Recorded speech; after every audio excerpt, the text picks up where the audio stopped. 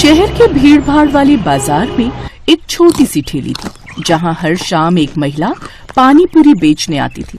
उसका नाम था सीमा। उसकी ठेली की खास बात ये थी कि वो 5 अलग अलग तरह के पानी पूरी बेचती थी। उसकी पानी पूरी की खुशबू पूरे बाजार में फैल जाती और दूर दूर से लोग उसकी ठेली पर पानी पूरी खाने आते थे। सीमा की पानी पूरी में सबसे बड़ी बात थी उसका स्वाद और मेहनत। हर सुबह वो ताजी चटनी और मसाले तैयार करती। उसके पास 5 तरह का पानी था, खट्टा मीठा पानी, तीखा पानी, पुदीना पानी, लहसुन पानी और आम पन्ना पानी। लोग दूर दूर से उसकी ठेली पर आते और अपनी पसंद का पानी मांगते। सीमा बहुत मेहनती थी। वो दिन भर खूब मेहनत करती थी। उसकी जिंदगी आसान नहीं थी।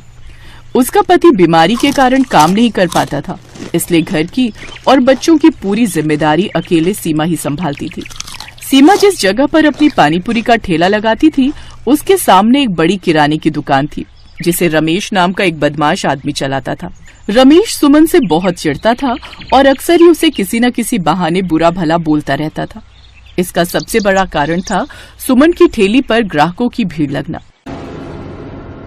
ओ सुमन, मैंने तुझे कितनी बार बोला कि मेरी दुकान के पास से अपने ग्राहकों के साइकिल स्कूटर खड़े मत होने दिया कर। किसी दिन तेरी शिकायत पुलिस को कर दी तो तू ठेली लगाने लायक नहीं रह जाएगी। भैया जी, वो सफेद स्कूटी आपकी है, जरा हटा लो। ये दुकानदार ऐसे ही है, बेकार में बात बढ़ा देगा। अरे भाई, इतना भड़क क्यों रहे हो? 2 मिनट खड़ी तो की है। ये बड़ी अच्छी बात हुई। पानी पूरी तुम उसके ठेले पर खाओ और अपनी स्कूटी यहाँ मेरी दुकान के आगे रखो। हाँ, अरे हटाओ अपनी स्कूटी भाई, यहाँ से मुझे दुकान में जाने का रास्ता बनाना है। रमेश को अक्सर ऐसे ही सीमा से जलन होती थी, क्योंकि उसकी दुकान पर जितनी भीड़ नहीं जुटती थी, उससे ज्यादा लोग सीमा की ठेली पर 5 तरह की पानीपुरी खाने के लिए जमा रहते थे। रमेश की साली कविता गांव से शहर आई हुई थी। कविता की आदत थी कि जहां भी फायदा नजर आए वो तुरंत उसमें कूद पड़ती। एक दिन वो अपनी बहन के साथ घूमते हुए रमेश की दुकान पर आई। क्या बात है जीजा जी, इतना गुस्साए हुए क्यों हो? अरे कविता, सुधा, तुम दोनों आज दुकान पर? कुछ नहीं, बस ऐसे ही।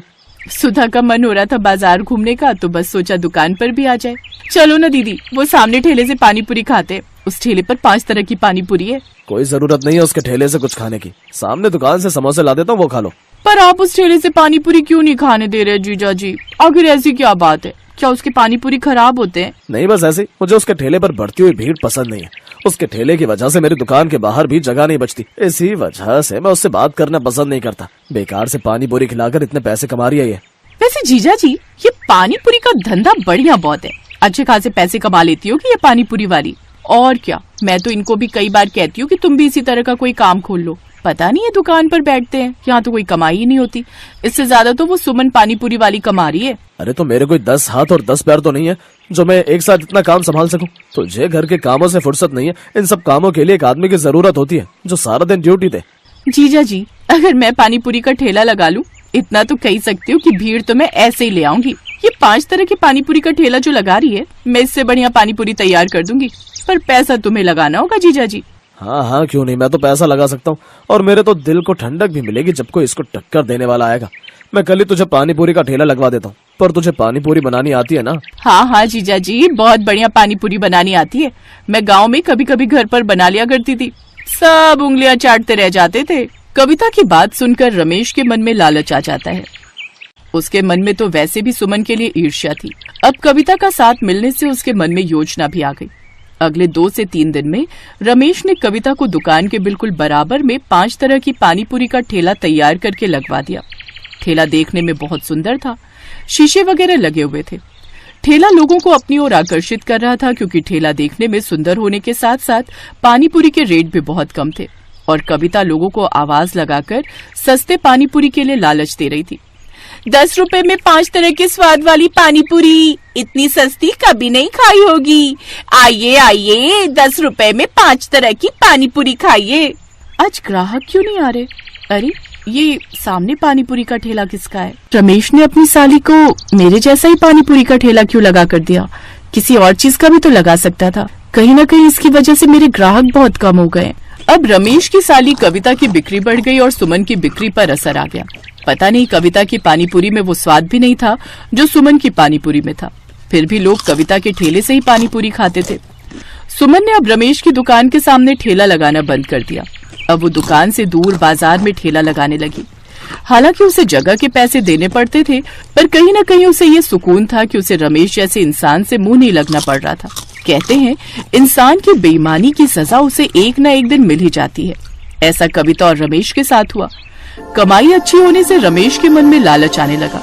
अब उसने सस्ते में पानीपुरी बनाने के बारे में सोचा। अरे जीजा जी, पानीपुरी बनाने के लिए ये तुम पुराने मसाले क्यों दे रहे हो? इस सूजी और आटे में तो कीड़े चल रहे हैं। अरे कविता मेरी प्यारी साली, ये सब हम जैसे बेईमान पानीपुरी वालों की ट्रिक होती है। हम वो नहीं है जो महंगा सामान लाकर घाटे में कमाई करें। मेरे से कुछ पानीपुरी वाले यही सूजी और यही आटा और बिल्कुल यही मसाले लेकर जाते हैं और आराम से उनकी पानीपुरी बिकती है। अभी तक तो उन्हें कोई शिकायत नहीं आई, इसलिए अब हमने भी यही आइडिया अपनाया है। सस्ते घटिया मसाले और आटे से बढ़िया पानीपुरी तैयार करनी है, इसमें हमारा मुनाफा है। वैसे भी ये सब मेरे लिए बेकार है, मैं तो फेंकने ही वाला था, तो सोचा क्यों ना तेरे पानीपुरी के ठेले के लिए इस्तेमाल कर लूं। समझ में आई अब? जीजा जी, कुछ भी कहो, तुम हो बहुत चालाक। रमेश और कविता दोनों ने मिलकर घोटाला शुरू कर दिया और फिर किसी ने खबर कर दी और फूड इंस्पेक्टर उनकी चेकिंग के लिए आ गए। हमेशा के लिए कविता का पानीपुरी ठेला सील कर दिया गया। उधर सुमन पहले की तरह ही साफ सुथरे तरीके से पूरी मेहनत के साथ वैसे ही बाजार में अपना पानीपुरी का ठेला चला रही थी। मैंने कहा था जीजा जी मिलावट मत करो, पर तुमने मेरी नहीं सुनी। देखो वो 5 तरह की पानीपुरी वाली आज भी अपना ठेला इतने आराम से चला रही है। तो नुकसान तो मेरा भी हुआ है। तेरी वजह से मुझे कितना जुर्माना भरना पड़ा है। ना ही तुझे मैं ठेला लगाने देता और ना मेरे मन में लालच आता। मेरे भी काम पर असर पड़ा है। सुनिए, वो 5 तरह की पानीपुरी वाली सुमन का जो ठेला लगा है, वहाँ पानीपुरी खाते हुए चलेंगे। बड़े स्वाद पानीपुरी बनाती है। सुमन की तारीफ सुनकर रमेश और कविता दोनों का मुंह लटक जाता है। कहते हैं बेईमान इंसान कभी भी सफलता की ओर नहीं जा पाता और जो ईमानदार होते हैं वो हमेशा सफलता के रास्ते पर बढ़ते रहते हैं।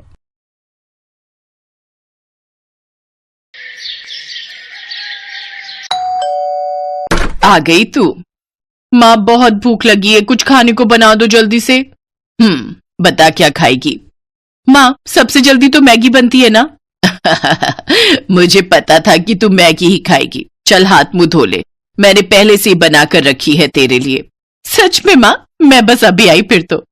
ये कहानी है रिया की, जिसे मैगी बहुत पसंद थी। वो हमेशा खाने के लिए अपनी माँ से मैगी ही मांगती थी और जब घर में कोई नहीं होता था तब भी वो खुद मैगी ही बनाकर खाती थी। ऐसे ही वक्त गुजरता चला गया और फिर वो दूसरे शहर जाकर हॉस्टल में रहकर पढ़ाई करने लगी। और फिर एक दिन, हेलो रिया, क्या कर रही है? कुछ नहीं माँ, बस नाश्ता करके कॉलेज जा रही हूँ। अरे वाह, क्या बनाए नाश्ते में? वो माँ मैंने मैगी ही बनाई होगी। हाँ माँ, थोड़ी देर हो रही थी तो मैंने सोचा कि मैगी ही बना लूं। अरे मैगी की भूखी, तेरा पेट कब भरेगा इस मैगी से? पेट तो बहुत अच्छे से भर जाता है माँ, बस मन ही नहीं भरता। जब से रिया हॉस्टल में आई थी तब से ही वो दिन रात बस मैगी ही खाती रहती थी। ना तो उसने कभी कुछ और बनाना सीखा और ना ही सीखने में रुचि ली। ऐसे ही उसका कॉलेज भी पूरा हो गया और फिर वो अपने घर लौट गई। फिर एक दिन, सुन जल्दी तैयार हो जाना, ठीक है? क्यों, क्या हुआ? कहीं जाना है क्या?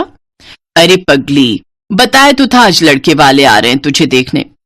क्या माँ, मुझे अभी शादी नहीं करनी। अभी नहीं तो कब करेगी? बुढ़ापे में क्या? चल जल्दी से तैयार हो जा।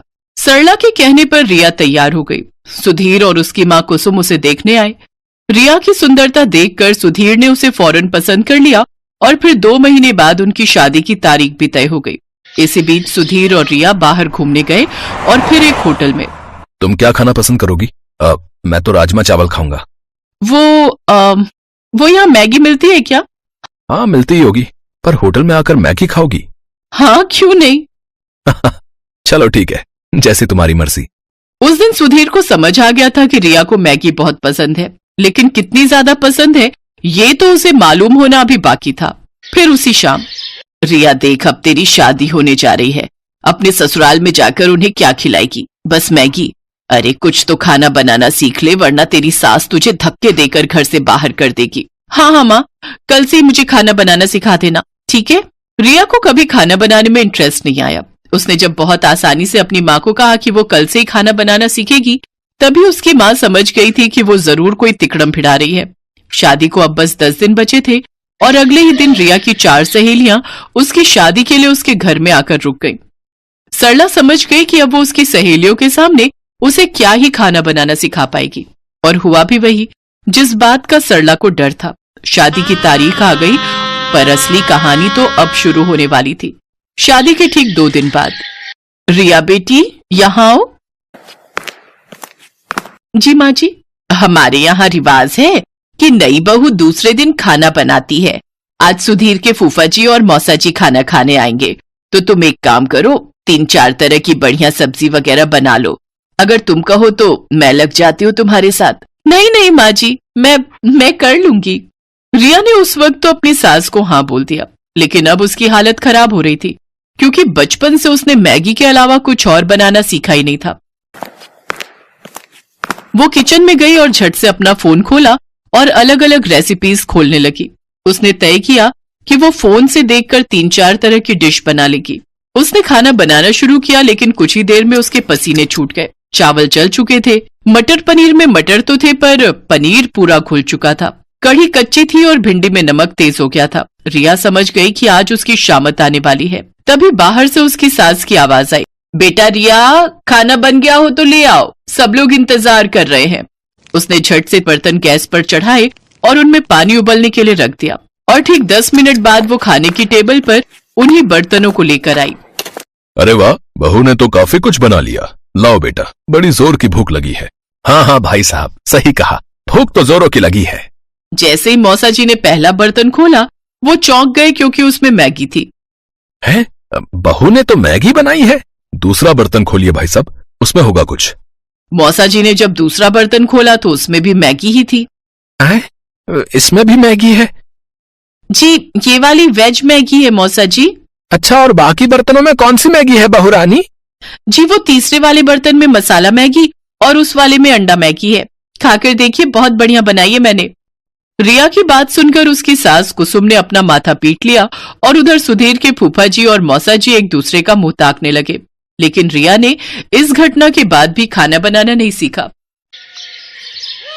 उसकी सास कुसुम ही सबके लिए खाना बनाती थी। फिर एक दिन कुसुम खाना बनाते हुए अचानक किचन में बेहोश हो गई और फिर अस्पताल में। देखिए, अब इनकी उम्र हो रही है, बेहतर है कि ये ज्यादा से ज्यादा आराम करें। और हाँ, खाने में इन्हें हेल्दी फूड दीजिए, जैसे सूप, पनीर, दूध, दही, अंडे से बनी चीजें। घर का खाना खाएंगी तो जल्दी से ठीक हो जाएंगी, वरना कमजोरी बढ़ती ही जाएगी और फिर बड़ी मुश्किल हो जाएगी।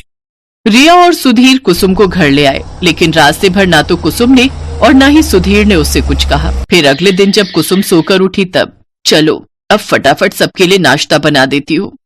जैसे ही कुसुम किचन में जाने लगी, तभी रिया उसके पास आई। उसके हाथों में पराठे और सब्जी थे और आंखों में आंसू। पराठे जले हुए थे और सब्जी कच्ची थी।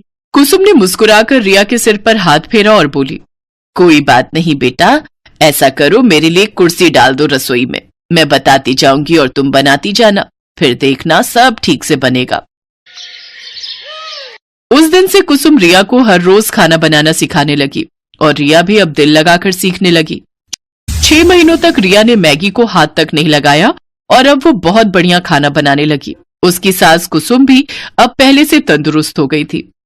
फिर एक दिन जब रिया अपने कमरे में थी, तभी उसकी सास वहां एक कटोरा लेकर आई। लो रिया, खाना खा लो। अरे माँ जी, मैंने खाना बनाया हुआ है, आपने क्यों? अरे मैगी बनाई है तुम्हारे लिए, मुझे भी तो तुम्हारा थोड़ा ख्याल रखना चाहिए ना। Thanks for watching.